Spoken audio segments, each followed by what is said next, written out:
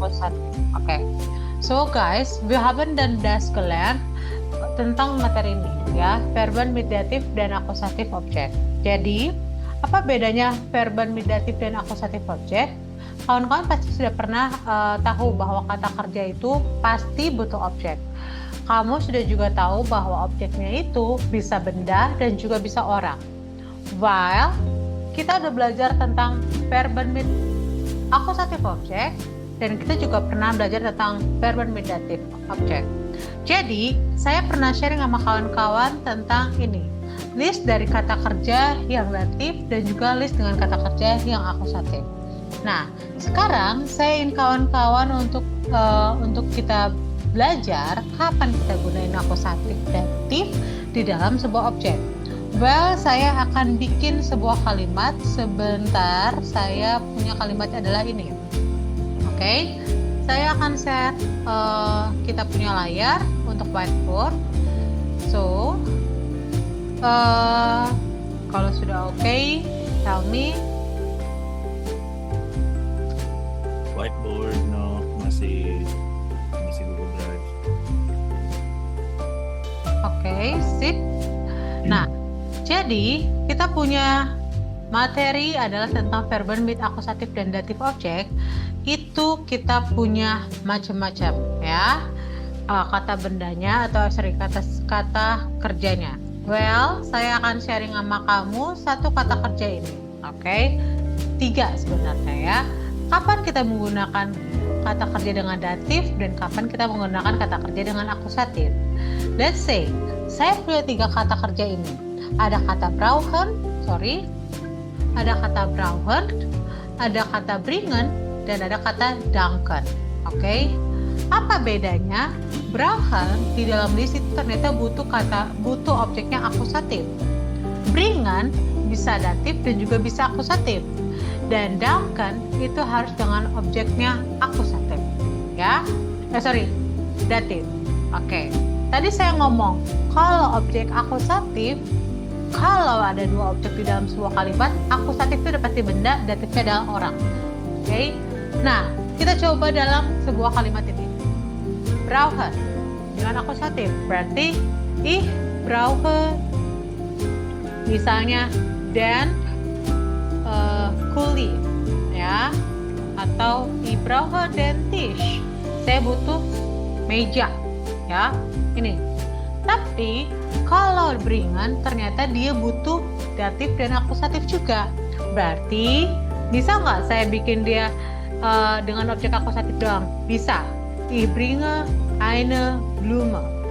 Ya, ini artinya adalah di sini subjek, lalu di sini ada verben, di sini adalah objek akusatif. Dia benda. Tapi once saya kasih orang, maka saya bikinnya ich bringe meiner Mutter die Blume. Oke, perbedaannya? Perbedaannya adalah sama-sama feminim ya, Mutter feminim, Blume feminim. Tapi di sini di sini subjek, verben, objek akusatif, objek datif. Ya. Nah, kalau kamu lihat sama-sama feminim nih. Blume feminim, Mutter juga feminim. Tapi karena dia benda, dia objeknya, kebalik. Karena dia benda, dia objeknya adalah objek akusatif. Tapi kalau misalnya dia adalah orang, maka dia adalah objek datif. Ini objek akusatif maksud saya. Ini adalah objek datif. Nah, gimana dengan yang kedua? Ketiga, danken. Dia butuh objek datif. Datif, let's say kita bilang dia adalah dalam bentuk orang. Maka saya bilang ich danke dia. Berarti subjek, verben, objek, datif. Dari kata apa itu? Dari kata do, ya. Nah, bisa nggak si objek akusatif di dalam kata benda ini adalah orang? Bisa. Oke, bisa juga misalnya saya butuh kamu, ich brauche dich, ya. Atau kita bikin kalimatnya adalah ich eh misalnya ich liebe dich, I love you, ya. Ini juga kata kerja yang butuh objeknya si akusatif. Gitu. Oke? Bisa? Dapat Hmm. ya? Oke. Sip. Nah, gimana Frau kalau misalnya saya rubah ini menjadi nya? Oke. Kita kenal ada namanya personal pronoun dalam datif dan juga dalam akusatif. Oke. Nanti kamu lihat di tabelnya. Saya akan sharing sama kamu tabelnya di skrip kita. Sudah lihat? Nah, ini adalah contoh bentuk tabel, ada nggak ya di A2 di kursmu? Kamu kok bisa lihat ada personal pronoun perubahannya. Perubahan yang eh, du jadi dich untuk akusatif, lalu misalnya du jadi dir untuk si datif. Nah, saya bisa nih, saya ulangin lagi untuk ininya, merubah si kata orang tadi, subjek orang dan subjek benda itu dengan kata ganti. Kata gantinya apa? Kita coba ya. Tadi kan ada kata hmm, komen, hasil loading. Let's say kita kata gantinya adalah dia, perempuan. Dia perempuan itu kan ada kata ganti untuk orang dan kata, sorry, saya, kita balik lagi ke sini aja lah ya.